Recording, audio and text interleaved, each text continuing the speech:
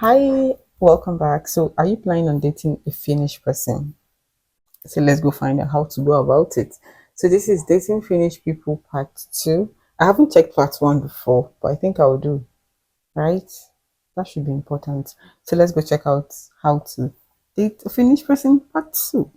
Hey, what's up guys? My name is Dave Cad and today I've got a bit of advice for you actually. Last year I did a video about dating Finnish people, and so 1 year later I am actually engaged to a Finnish person. So I feel like at this point I'm pretty much an expert. So we're going to be engaged on this stuff. So here's a few tips for people if you are thinking about dating someone that is from Finland. Don't let any Finnish people see this, by the way.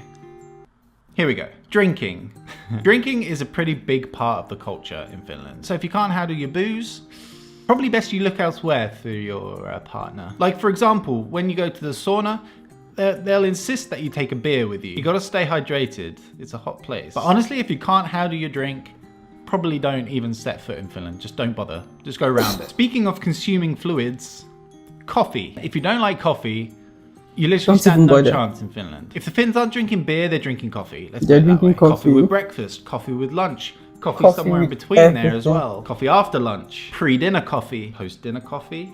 That one's a bit naughty. Coffee. Honestly, it's no wonder that the Finns drink the most coffee per capita in the entire world. Hitting you with them facts. The next one is if you want to make a good impression, like when you first go into someone's house. Always take your shoes off, because no matter where you're going, you're gonna need to go ahead and do that. Now I know pretty much anywhere in the world that you go, it's always polite to either ask if you need to take your shoes off or just take your shoes off when you go into someone's home. But in Finland it's almost like it's against the law to walk into someone's house with your shoes on. Like don't even try it, honestly. I'm pretty sure they have the police on speed dial just in case someone walks into their home with their shoes on. Sounds dramatic, but pretty accurate. Okay, so the language. I've spoken about this a lot over the last couple of years. I've even tried my hand at learning a little bit of it. Maybe you're a little bit down the way with this person, you want to start maybe impressing them a little bit, so you think you're gonna learn some Finnish. I'm gonna stop you right there. Don't bother. I think I read somewhere that it's in the top 5 most difficult languages for a native English speaker to learn. And most of those other languages have a completely different alphabet. So that's pretty messed up. And no matter how hard you try, you're never gonna learn it, so just don't.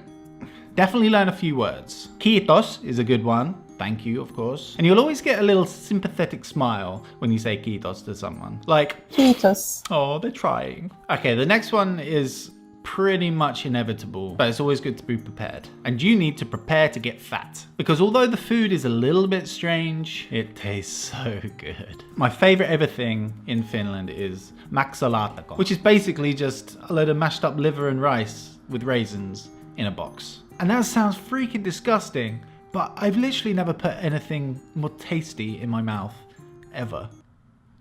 Also, it seems like there's a pie for every occasion. Wherever you go, there will be a pie, and they're always so good. Speaking of pies and cakes, the Finns seem to celebrate pretty much anything. For example, name days. So it turns out that everybody has a name day. So on one day of the year, you will have a specific day where you just celebrate being named something. And honestly, it seems like the name day is almost more important than the birthdays. And God forbid if you forget a name day. Birthdays you can get away with. That's just a number. Don't you dare forget my name. Okay, so I think that's enough advice for you to be getting on with at this point. If you haven't seen my first video, you should probably go and check that out as well. There's some pretty important stuff over there too. Anyway guys, thank you so much for watching. I would like to check the first one so I'll know what was there.